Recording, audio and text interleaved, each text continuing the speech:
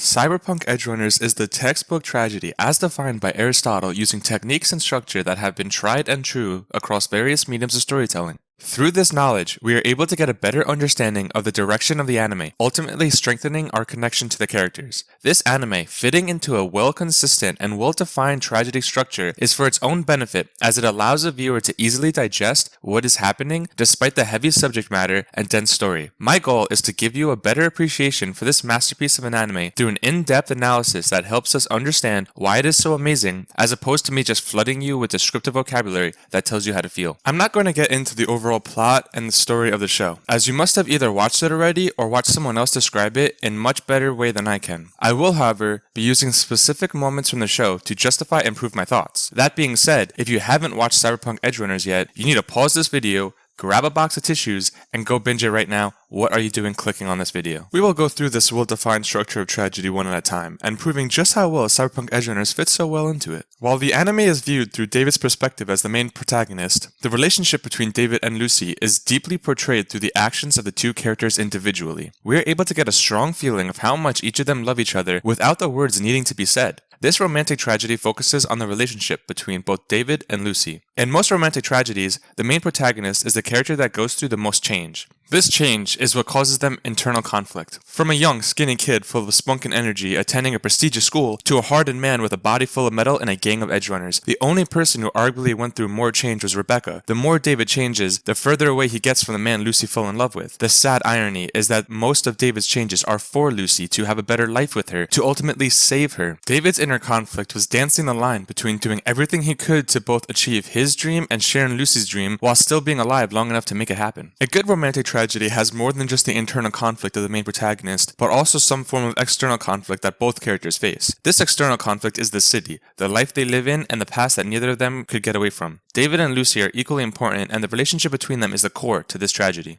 In order to become invested in the characters and for the anime to achieve its main goal as romantic tragedy, to evoke emotion, the audience must fall in love with the characters along with them falling in love with each other. This show excelled at providing meaningful characterization with compelling emotional attachments to each of its characters through the limited screen time that was provided. Each scene had a purpose and perfectly conveyed the personality, flaws, and inspiration of almost every character. In addition to the vital characterization between Lucy and David in this romantic tragedy, other characters often will also fit into what a good storytelling is able to accomplish through several key methods. David's biggest insecurity is fitting in. He grew up at a school where everyone told him that he didn't belong. After he lost everything and decided to join Main's group, it takes a while for him to convince himself that people are accepting of him. It doesn't help that their immediate interaction with him is deceit and trickery, starting off with issues of trust. Lucy has always had a dream to one day escape from the city and go to the moon. She wants to get as far away as possible and has always imagined the moon to be where her next life can start. However, whenever she has these thoughts, she hides them deep within herself, and she has been shown to be insecure about the dream itself. She feels that she is stuck in this city and it is foolish to even dream of such a thing. This is highlighted by her initial talk about the moon with David, the only person she has ever shared her dream with, the one who convinces her it is not foolish to have such a dream. Rebecca was insecure about her size and height. She is the smallest one in the group and did not want that to impact what she was able to provide for them. She made up for her size of her body with the size of her guns and how she used them. Later, she even gave herself bigger hands, and we all know what that was for.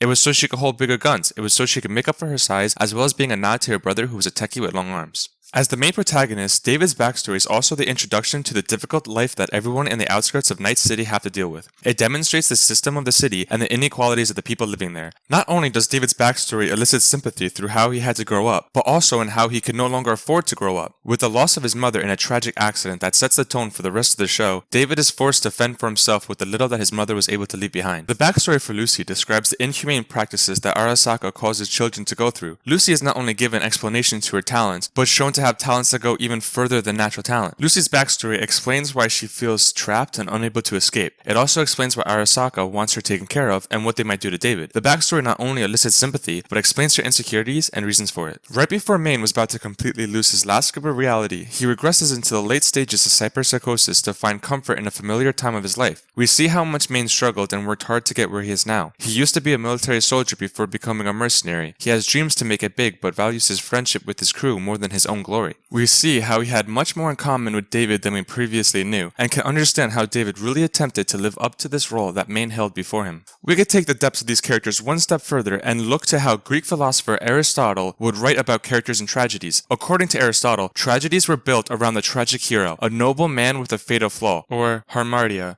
that ultimately brings about their downfall. A Hamartia is the inherent defect or shortcoming in the hero of a tragedy who in other aspects is favored by fortune. In the case for David, it is well known that he has superior levels of tolerance for cyberware. However, it is in his error of judgment from a fatal flaw that causes his misfortune. It should also be stated that according to Aristotle, the causes of one's downfall must be his inherent judgment or actions to classify as a tragedy, as opposed to a misadventure when encountering external causes. An argument can be made for both cases here. However, we will be using the external causes or one's circumstances as the reason or factors towards their hamartia. Every one of David's circumstances from this unfolding chain of events caused him to feel that he had little choice but to take the actions that he did. Each of those actions added up until you see him with an entire body of cyberware. He put on too much for his body to handle and pushed himself too far. He wanted to be bigger and stronger. He wanted to wear his father figure's hands that were passed down to him. He wanted to feel like he belonged in a group that was too dangerous to belong in. He wanted more, and he constantly took more, until it was more than he could handle. David can be seen as improvident, which is not having or showing foresight. In many cases, David's actions can be seen as being immediately beneficial while not thinking much into the future. He illegally modifies his cyberware as a way to save money, despite actually costing them more money when it crashes the school system. He uses his Syndevistan too often on impulse, even despite others' warnings about the future impacts that it may have on his body. He goes back to help Maine, despite there being little actual benefits he could provide. She didn't even intend on going into a deep dive, but because of the circumstances with Maine losing it and Kiwi being taken out of commission, she had to go into a deep dive and complete the job.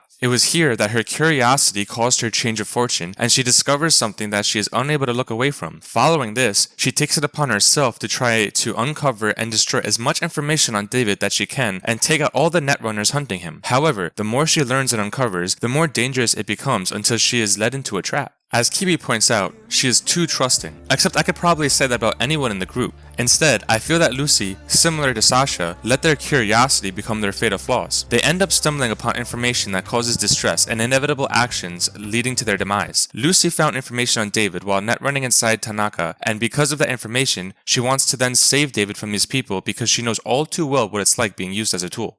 She's too trusting. Just as she said Lucy is too trusting, it is clear that she is as well. Additionally, it is clear why both of them had this flaw, and that was because of their relationship both together and within Maine's group. Maine cared for and took care of all his people within his group, and naturally you start to develop trust. Both Lucy and David failed to judge the wants and needs of each other. They failed to communicate, and this led to the actions being taken for each other that could have been avoided or worked on together. It was clear that the two of them needed to talk to each other about what they were going through and how they were feeling. They were trying to be strong and independent for each other. Ultimately, it was the characteristics combined with the love for each other that leads them to this error in judgment to sacrifice themselves to save each other, going down a tragic path. Now, with characters we are deeply invested into, the structure of the story and the way the relationship between the two developed are what creates the building blocks for this romantic tragedy. It all started with the meeting. David and Lucy met when he happens to be on a train where Lucy is collecting neural chips, and she takes his until he catches her.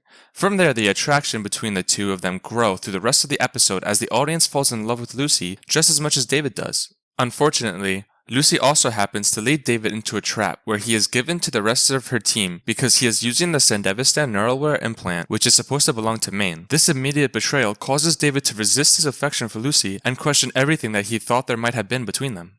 Regardless of the resistance that both David and Lucy have up due to their trust issues, they have no choice but to work together since they are on the same team and Maine wants everyone to get along. Eventually, thanks to Big Daddy's advice, David decides to accept his feelings for Lucy. Lucy allows herself to accept David's feelings and they are clearly happy together. They live together and talk to each other. The relationship between them is clearly two people who extremely care for each other. The peacefulness is almost too good to be true. And this did not last long, as David pushes himself too hard with too much cyberware and slowly starts to experience irreversible health problems trying to earn a better life for him and Lucy, all while Lucy goes down a rabbit hole trying to remove Arasaka's interest from David's enhanced tolerance in fear of him being used as an experiment similar to how she was. All of this causes them to fall further and further apart physically as these actions they are both taking catch up to them. The events of a tragedy need to have been foreshadowed in some way.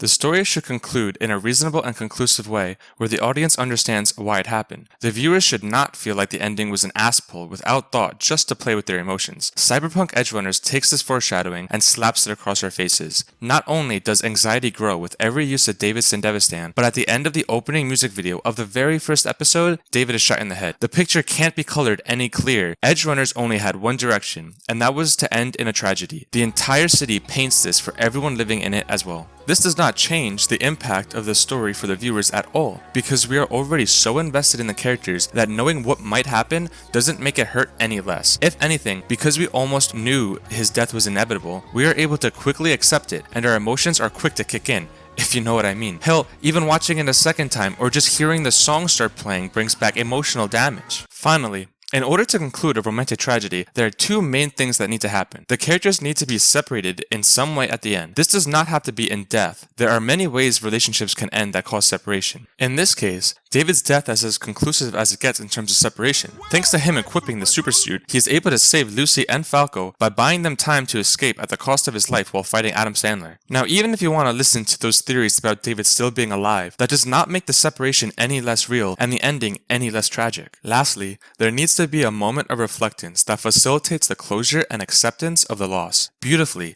we see Lucy on the moon at the end, imagining David there with her, the only person she ever told about her dream, the one who accepted her, did everything he could so that she could achieve it. Thanks to his final actions, thanks to their relationship, thanks to David, Lucy was able to live out her dream. But it was then that she realizes, even while she's in a place she has always wanted to be, it was by David's side that she wanted to be always.